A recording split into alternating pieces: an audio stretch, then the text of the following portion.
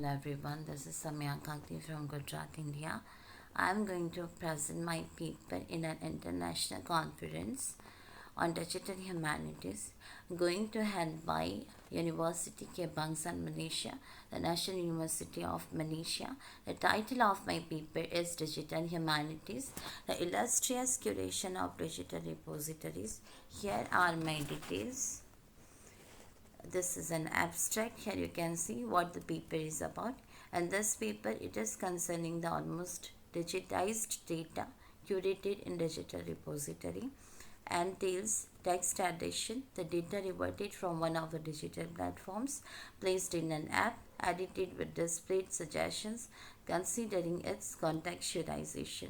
Along with this, an e-portfolio curated through different digital repositories such as blog, YouTube, SlideShare, a handwritten piece of reflection for past, now and present.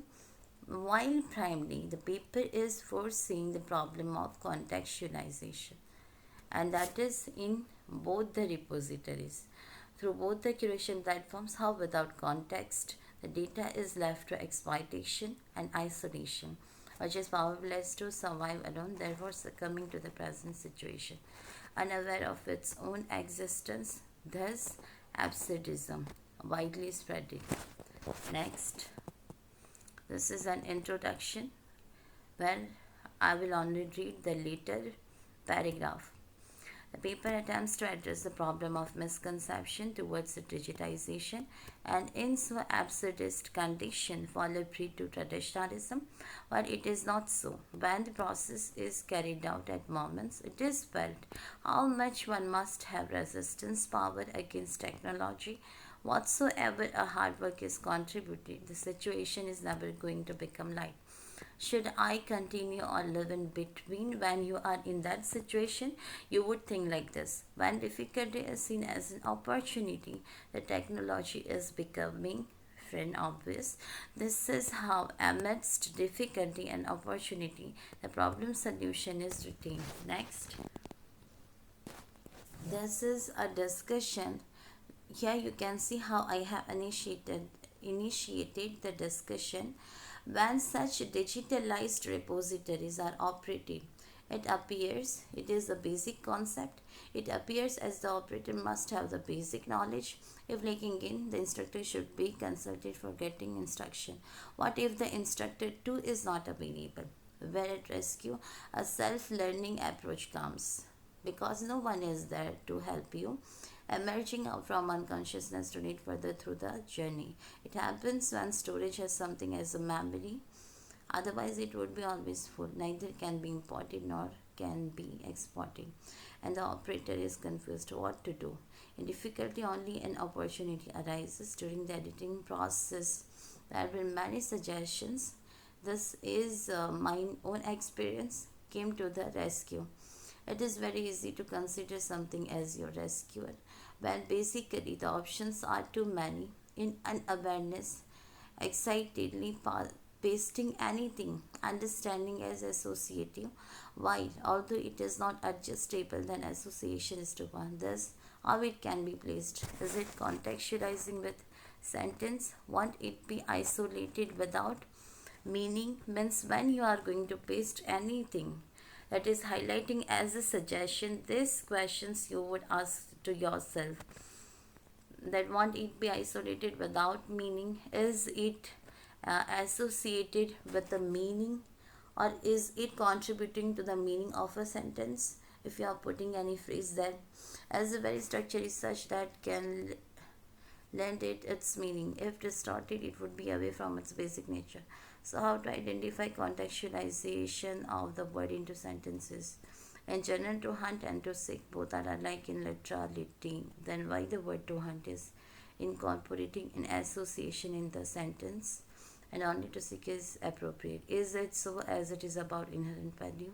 The meaning is found in abstraction. Therefore, to seek must be coordinated with and not to hunt, because in sound it sounds to be external, mostly used for animals, thus denoting wildness. Is it so, or there is something more to this?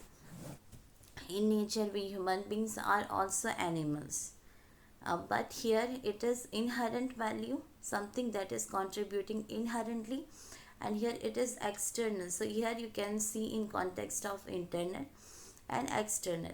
And in digital portfolio, in inaccuracy and forgetfulness towards the curation of data may lead towards astray. When the picture is quite clear in mind, the release would be fruitful with proper contextualization. If about me section in digital portfolio is written and not visualized, the journey lived so far, our audience will get to know who the service provider is, who she is, how she has come so far, what is the tendency of her flexibility, how she has reached here.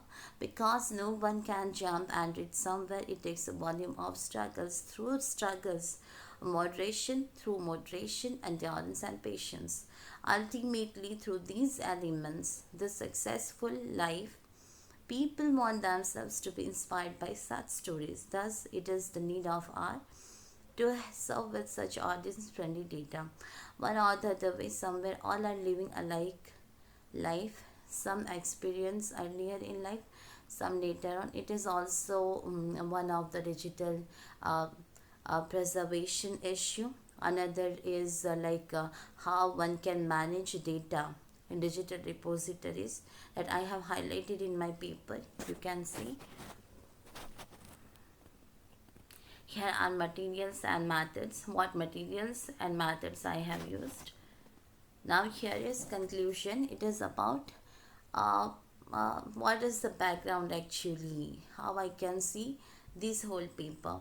Many times a thing that is essential to us is in front, but we are not able to see, or sometimes knowingly ignoring, considering it insignificant. Gradually, as the time passes, suddenly it comes into notice. What have been ignored is so essential have become now. It would have been good if it was valued then, but perceiving the situation, now the thing will be valued more as again privilege is given to the same person. Philosophically makes one thing as God's grace is upon. It is not so factually. The another chance is given to test how the thing is now utilized with what frequency and tendency. If again the same thing is repeated, the person is abandoned from such privileges, that is a factual thing. Similarly, if contextualization is deciphered, it can be made to work. Without decipheration and realization, the thing is persistently repeated without feeling what is being recurrently done. Here is where the concept of habit of mind come into being, which makes a progression deep simultaneously one after another. Here actually the concept of habit